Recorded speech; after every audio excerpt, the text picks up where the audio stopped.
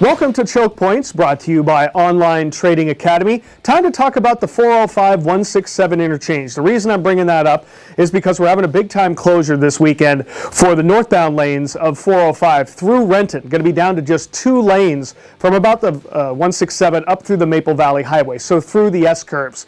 That's all part of the paving and the entire project that's down there. But it's been a while since we've talked about 405 and 167 and what's going on there. You've probably seen the giant flyover ramp being built there along the side of the road. Time to update you on that project. They're getting pretty close to finishing that ramp, and by next spring, next early summer, depending on where they are in construction, that should be finished. And what that's doing is that's providing a direct access between the HOV lanes on 405 and the HOV-HOT lanes on 167. So that way, if you're traveling in that left-hand lane, you don't have to get all the way over to get off at the exit to either 405 or to 167, depending on which direction you're going.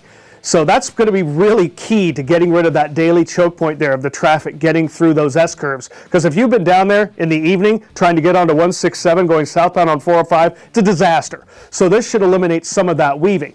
Now this is a key component of the overall project, because once that flyover ramp is done, next year they're going to start widening 405 between Renton and Bellevue. They're going to add an extra lane along that entire stretch in both north and southbound.